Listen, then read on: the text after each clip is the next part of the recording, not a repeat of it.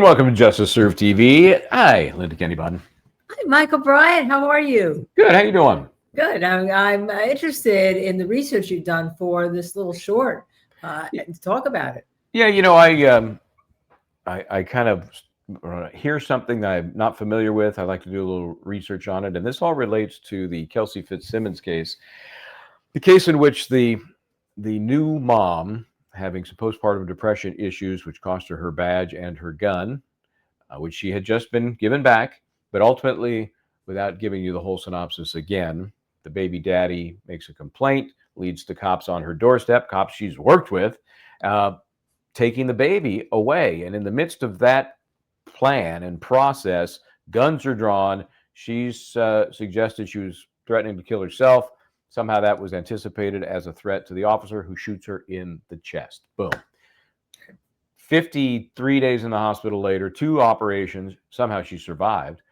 But because of those injuries and bullet fragments still in her back, she has trouble, inhaling deeply. If you go to the doctor and they put the stethoscope on your back, okay, breathe in deeply, and they're checking your pulmonary condition. That hurts her. It hurts. It physically hurts. So when the charges of assault are brought against her and they want to keep her out of jail, the judge imposes some conditions on her release. This is Judge McCarthy, the learned scholar and moron that is sitting on the bench there and has no empathy apparently for anybody or anything. And this is a cop and a former correctional officer. Bad news for jail. So part of the release conditions are, and this is not uncommon in a lot of cases, but no alcohol use, even though no alcohol was related to her alleged offense. So how do you do that? Well, this thing called SCRAM is a remote breath analyzer. So you do it at your home, because she also had an ankle monitor on. You do it at your home, and the results get transmitted to the department or her probation or somebody in authority there that's watching over her and these conditions of release. And if she violates, then boom, you're going back in jail. Well, the problem was it was so painful because of the inhalation process that she didn't want to do it. So she goes in, asks for a modification. The judge. Well, she couldn't do it. Not that she didn't want to do it. She couldn't do it. Bradel said she could, but it was very painful. And remember, that's how the judge spiraled into this. So you're saying it's, torture? I don't want to torture her. And then she was, being kind of a smart ass about it. And Mr. Bradel, the judge, McCarthy, and Tim Bradel is saying, well, that's kind of our Eighth Amendment argument, making it sound like it's not our primary argument. We're here to provide whatever alternative works, but why would you want to put her through that kind of pain if we can do it with an alternative process? And the judge, it was just so weird how the judge said, okay, I'm going to take a quick break. What should you do? Go in the back and pump herself up to come out as a total asshole? Because that's what happened. She comes out and it's like, I've heard all the arguments, I've read everything, and I find that you've violated your conditions of release. You can do the SCRAM remote breath analyzer, but somehow it's too painful and torture. So that means I don't want to put you through that torture, meaning you don't have to be released then. So then you don't have to do SCRAM because you're not released. You'll be incarcerated. Problem solved, right? Because incarceration is far better than doing the SCRAM, no matter how painful that may be to you. Just idiotic.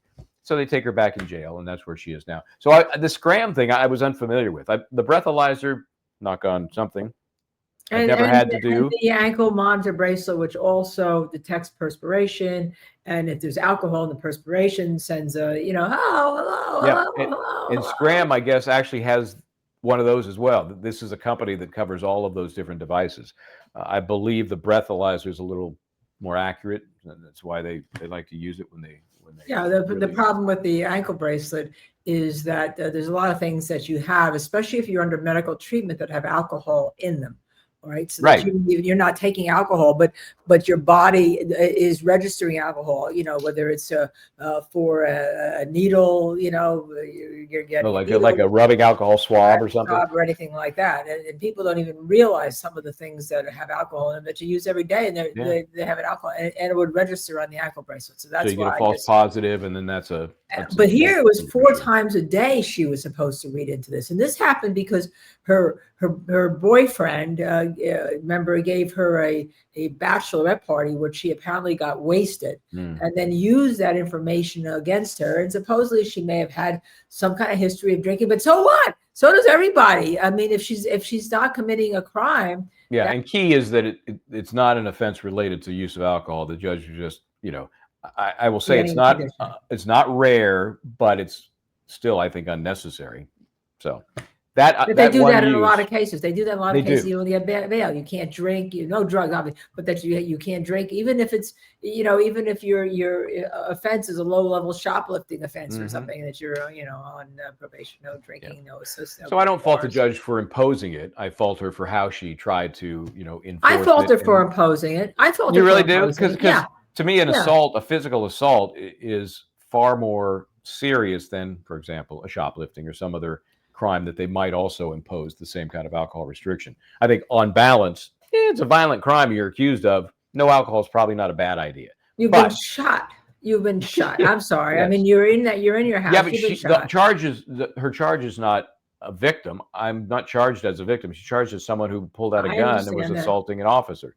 So just taking all of the personalities out of it. I know. You're much more lenient with regard to this. I just hate what the judge has done so much that nothing that she does, in my opinion, is right. So. Well, yeah, and I totally agree after the fact. Imposing it, fine. She's done it on many. Judges have done it on many, but not to take a look at this case as it stands alone with the perfect person to use an alternative form of alcohol analysis. To me, that is beyond the pale. There's no excuse for that. So this is a very long way about going into my curiosity about what is this system? What is it about? How does it work? So I just did a little research, not a lot, just a little, which is my favorite kind of research, just a little.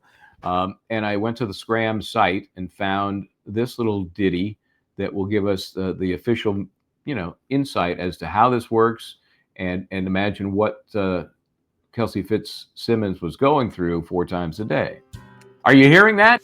Yes, I hear that. Good job. AJ Gigler here with SCRAM Systems. Today we're talking about the SCRAM remote breath device and AFI, or automated facial intelligence. When SCRAM decided to build a remote breath testing device, we wanted to make sure that we addressed one of the biggest problems in unsupervised breath testing, and that's photo review. Now, this is fascinating to me because I never thought about that because I generally don't cheat on stuff. But yeah, I could say, here, Linda, would you blow into this for me 4 times a day, right? And I could be getting hammered. So what they're doing is there's a built-in camera on their device that transmits so that they see the person. That's not somebody with a tongue depressor. That's the actual thing you blow into. And when you blow into it, it takes your picture. Fascinating to me. Supervised remote breath testing has been in community for at least the last. Artificial intelligence will decide that that's your photograph. Yeah, facial recognition will make sure that you aren't cheating. Yeah. 15 years. But until now, officers had to manually review each and every photo that was taken to ensure that the right person was taking the test. With AFI, or automated facial intelligence, the system can automatically confirm the identity of the client taking the test. This frees up officers' time to manage offenders more effectively and focus on things that really matter. Utilizing a high-resolution camera and government-grade security facial recognition software, the SCRAM remote breath device is able to capture and store high-resolution images with every test that a client takes. During the enrollment process, clients are asked to take a number of practice tests. Within each of those, baseline photographs are taken of the face. These are then stored in the system as well as the software. So when scheduled tests are expected from the client, each one of them is paired to those enrollment baseline photos and a positive identification is made. While AFI can't match all of the images taken by clients, the few photos that officers have to look at will be easy to confirm. And if someone other than the client attempts to take the test, alerts are immediately sent to supervising officers through email, text, or to mobile devices. With AFI handling up to 90% of the work for you, courts and agencies can now monitor larger caseloads without adding more headcounts. This increases public safety and allows departments to monitor more people who fit the criteria rather than limiting it based on the workload involved. So let's take a look at how AFI reduces workload for officers. I'm here in SCRAMnet under the workload page, and I only have 10 events that require my review. but I'm monitoring over 50 clients. One of these is an AFI pending review. I could open this up and quickly see the two images compared to one another. Whoopsie. This is clearly not the client who was supposed to take the test. I could mark this as a circumvention identified, make a note for the court, and print out a violation report. More often than not, though, when AFI can't make a match, it really will be the client, but conditions like obstructions of the face or lighting in the room may have impeded its ability to perform a positive identification. In these cases, it's simply an agent match, clicking resolve and save. To put the workload reduction into perspective, let's open up this client and look at all the blue checks that represent tests that AFI was able to positively match. These are tests and events that officers didn't have to review. For more information about how SCRAM remote breath with... Okay, I don't care. Let's go back to, I think it's fascinating, and I can see how it does help them. But let's look at the breath part. Are taken of the face. These are then stored in the system as well as and the he's software. doing this real time. So when scheduled tests are... So it's not just a puff. It's not like he's just blowing out a candle. Photographs are taken of the face. These are then stored in the system as well as the software. So when scheduled tests are... One thing I did notice, and it surprised me a little bit, was the tubes that I've seen, and I've done it at the cop shop for stories I've worked on, and even the one that, you can buy them now just to have if you have kids you're concerned about, right. And that we did have one for that.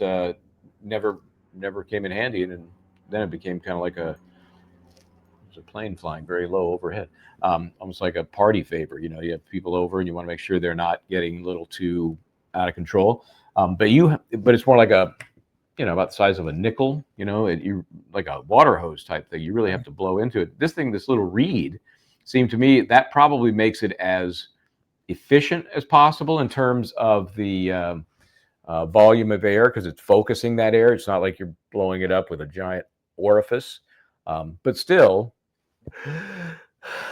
difficult. I know I have to take oxygen tests when I go to my doctor, when you do your physicals and stuff, and then you have to hold your breath. It's hard. If anyone who said this, it's hard. And what do they tell you, whether it's a cop or the machine? Keep blowing, keep blowing, keep blowing, keep blowing. Because when you're doing the machine, you're just seeing a little graph. Right. And until you hit the green light, or you're supposed to keep blowing. I think that's actually hard with that little thing, because you got to keep your lips on it. It's harder. It's round. You're just, I mean, to me, that seems to be harder. But I don't know.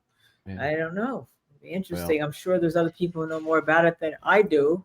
All I know is that if I had a bullet wound in my chest and fragments, just the blowing, because it's not just one puff. There's no way this is one puff. No, it's a sustained, and your diaphragm is active, and that's pulling all of your lung material that's been blasted in pieces.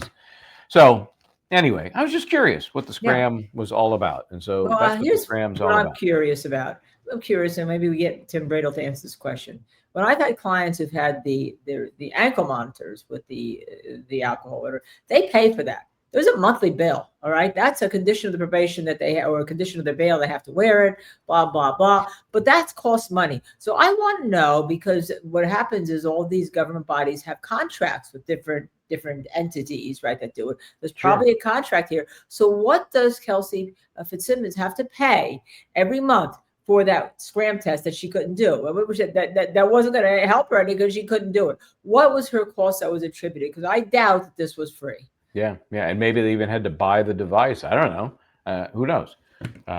Good questions. When we talk to Tim Bradel, we'll find that out, and hopefully we'll have some information to share about his client's situation.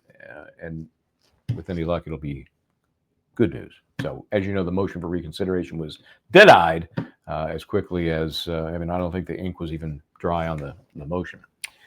So anyway, we'll continue to follow the Fitzsimmons case, of course, as it unfolds. And if there are any developments we can share, we'll pop those on for you, though. In the meantime, now you know all about the SCRAM. And now that you learned it from our channel, please hit subscribe, like, share, and notify. And if you want to become a member, please do. We have a new series called The Hunt, for members only, where you're going to hunt and try to solve cases and find information about cases. So that's obviously a paid thing. Take a look at it. If you feel like doing it, terrific. And if not, just If you just want to watch us for free, I know I see all these ads all the time. People like complain to the ads. Well, that's how this channel gets on the air. YouTube either makes it by getting us, you pay them for a subscription fee, or you pay seeing the ads during our many shows and videos that we then posted. So subscribe, like, share, notify, please. All righty, Michael Bryant here, Linda Kenny Baden. Please try to do the right thing.